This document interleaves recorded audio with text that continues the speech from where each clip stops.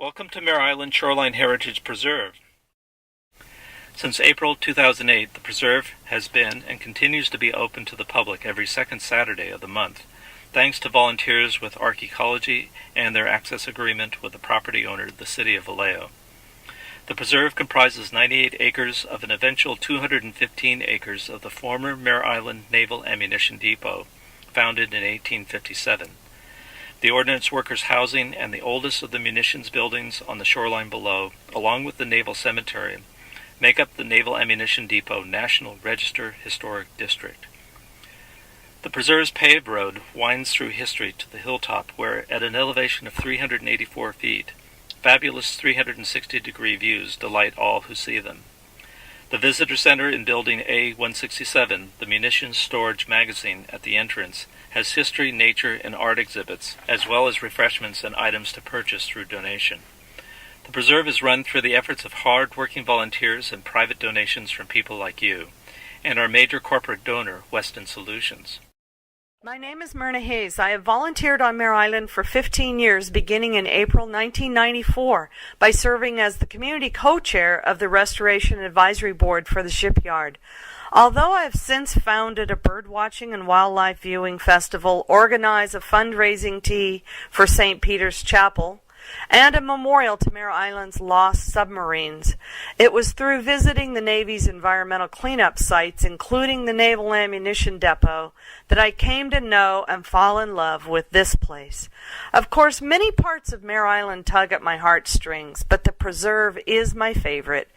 I vowed long ago that my purpose would be to ensure that Mare Island would never be forgotten, and that the stories of the island would continue to be told. I'm delighted you've come to our park and hope that you will find in this special place, so rich in reminders of the past, a natural and scenic splendor, inspiration for your own stories. But they had to come down and get their provisions, and from the water, there wasn't a good road from there, and they also had to come down and ring the fog bell. So it was to their advantage to be close to the water. But the Navy tore the building down in 1930. It closed as a lighthouse in 1917.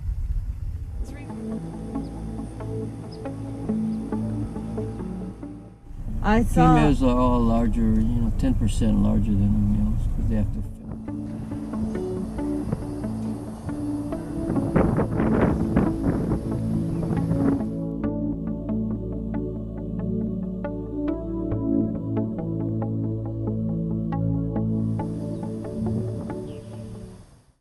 After 150 years, the south end of Mare Island, where the Mare Island Shoreline Heritage Preserve is located, is now open to the public on specified days.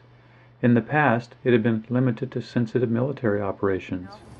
Since early 2008, the public has been able to visit and see the beautiful natural and historic sites of the preserve.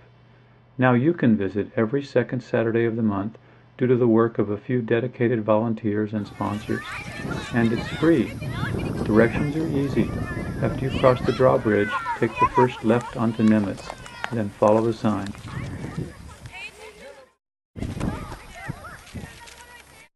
A unique place with many special qualities that I actually long for at times, and unusual things like listening to the sound of the foghorn.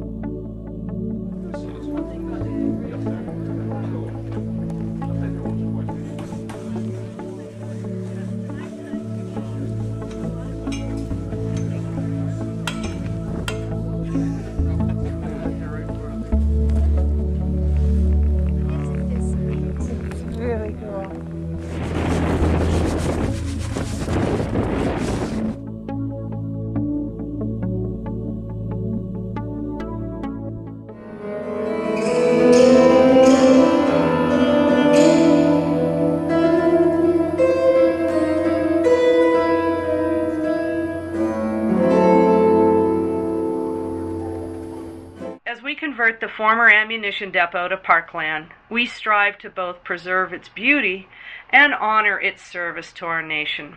Whether actually touching a bomb, walking among the graves in the cemetery, or discovering a rare flower found nowhere else, the preserve is an ideal place to explore and to experience both the historical and the natural world, while imagining, for instance, what might be fun to do in an old bunker now. Music, camping, a haunted house.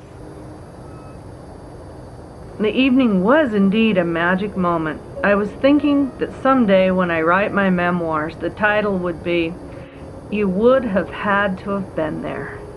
I wish there was a way to describe the beauty of Mount Tam or Mount Diablo in that haze that envelops them. The way Mare Island soaks in through your pores. The way the sloughs and bay and rivers and lights seep into you and fill you with awe and hope and joy and this deep peace. How refinery lights and foghorns and train whistles and tankers stealthing through the straits invite, and in their familiar voices and scenes, etch your heart. It makes no sense to tell the story, no earthly sense. Yet the feeling that comes over me in the twilight brings me to tears as I stand silently surrounded by an ammunition depot, a naval cemetery, a golf course, a granary and flour mill. How does one tell that story? We're sure you will want to help us expand access to this incredible national treasure in our own backyard. It's our park. It belongs to all Californians. That means we all have a rare chance to preserve, restore, and protect this most unique place now. You are the key to our future success, and we are counting on you.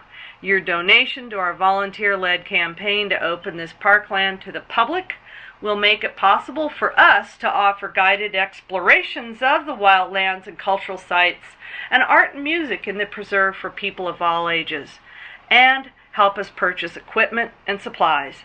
In-kind services from mowing to technical design are just as valuable.